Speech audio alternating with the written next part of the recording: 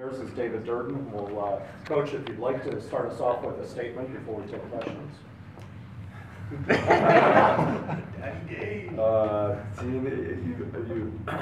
got to hear a lot from these guys, and they said a lot about our program. They said a lot about each other.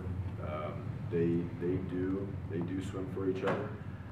That is wonderful to see. You know, even kind of working through this meet with Bjorn. Bjorn was so concerned with everybody else's swimming, recovery, etc., that he probably spent about 10% thinking about his swimming. And that's a challenge sometimes to get these guys redirected on what they need to be doing, and that's why it's such a great meet. It's the best meet in the world to see a group of young men really go after a goal and do it for each other. And I think we sort of knew how the path of this meet was going to go, knowing that our last day was going to be our best day. I don't like it that way. I would rather, kind of get to a spot where it's a little more comfortable, but that's a testament to the programs that were competing. Texas had a phenomenal meet, Florida, NC State, Indiana. This meet just is getting faster and faster. I mean, and you guys know this. You guys probably run the numbers. That's probably our fastest NC2A men's meet that we've ever had. However you want to slice it, in terms of 1 to 8 or 1 to 16 or what it took to score, etc. So it's super competitive, and even as we kind of pull back and look at our conference, I mean, our conference meet was tough. And I think that experience of moving through our conference meet, Arizona State, Bob's done a phenomenal job. Dan is doing a great job at Stanford. Arizona, USC, Utah, I mean, they're always bringing in quality athletes and having quality performances and quality swims. And so that moving through the 3.5 days at our conference meet really put us in a spot where we could handle the situation that we were in through this meet, and just knew that, okay, let's just get it to Saturday, be close by the time we get to Saturday, and we can really get after this thing. That was a long statement. So That's it. We'll take questions. Start right here. To go a little deeper into what you were just saying, I'm wondering if you can shed any light on how you guys, I mean, it's well known that the last day is you guys' best day, and how you get 18 to 22-year-old guys to have the patience to not be like, oh, we're not in the lead after day one, everything's terrible, right? How do you instill the patience to say, all right, we're right where we need to be? Yeah, I mean, that's a great question. I mean, I think our group is and probably this iteration of Cal swimming has been through a lot of different experiences. I think those experiences create a lot of maturity. And so, especially with the 4 guys that you spoke with earlier, I mean, these guys have done some different things in their career, and they are an extension of our coaching staff. And I think we just had a conversation about it, and I think it's, I mean, that's a lost art in this day and age, where you can actually talk to people and just very logically work through a season, work through a training segment, work through a week, or in our case, work through a meet. And I think our guys do a good job of that. I mean, our conversation is lost in this day and age of text and Twitter and Instagram, and we really try to work through that and make sure that we're having a conversation about things rather than 144 character segments. And I think it's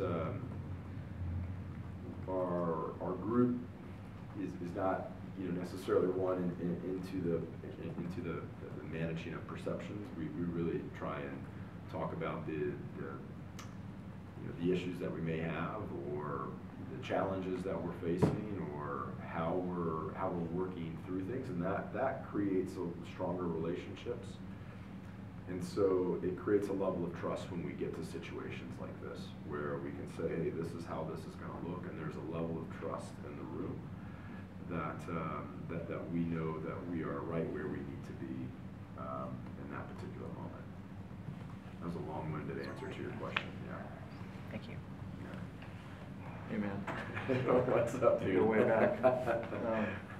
Dave, what's it been like having David around for the last few months? And also, is there anything in these few months or even this week that you picked up new from him? Yeah, we could talk a long time about this, and Brian, you experienced it. You know this time of year what he brings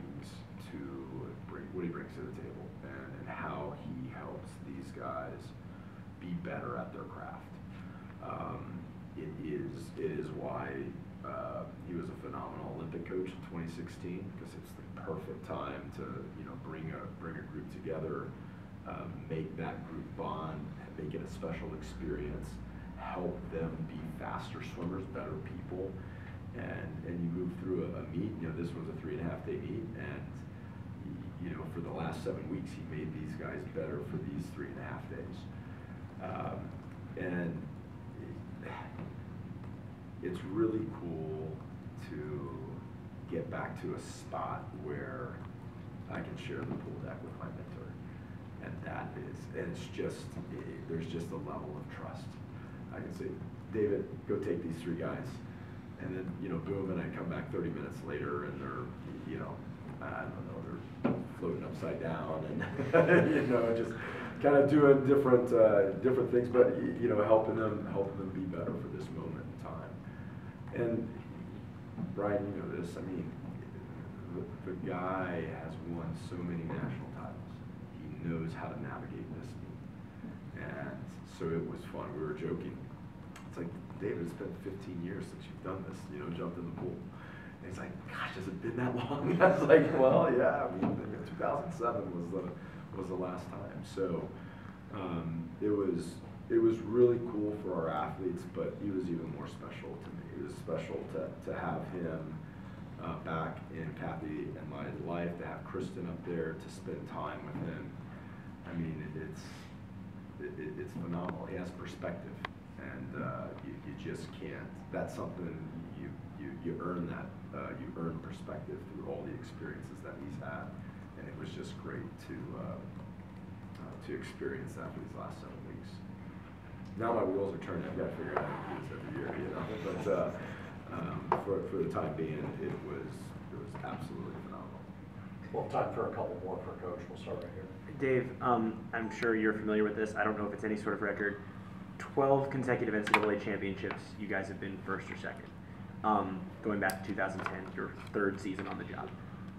How does this happen? How do you have this kind of consistency, and what does that mean to you that you've had this kind of success? Yeah, because it's not just me. It's when I first started at Cal, the administrative support, the support for aquatics is phenomenal. We have world-class people at Cal that understand Cal, that get Cal, and that's all the way from our administration through our support staff to our coaches. There's been so many people that have impacted our program over the last 12 years. Just from a coaching perspective, we've had Greg Ian as an assistant coach. We've had Yuri Sugiyama as an assistant coach, Trace Kreitler as an assistant coach, David Marsh as an assistant coach, and these are phenomenal coaches that have been able to impact these guys' lives, and that's been very special. It does take a community, it does take a village.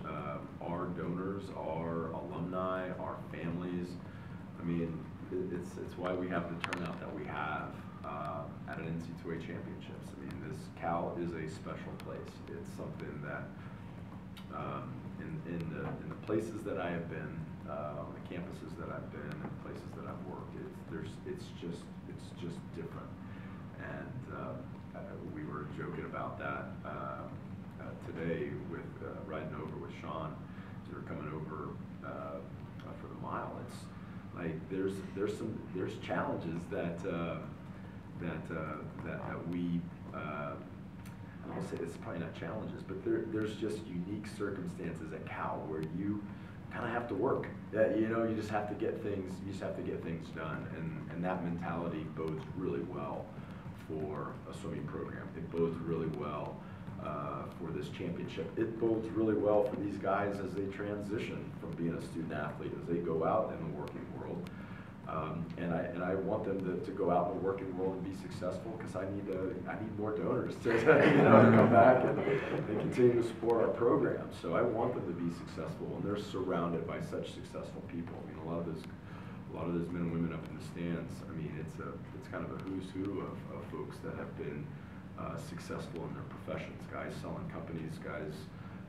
I mean, just doing really, really special things in life. So we're fortunate to have people that have come before us, and I'm fortunate to have had a coach that came before me in North Durden that really, sort of set the pathway for this thing going forward.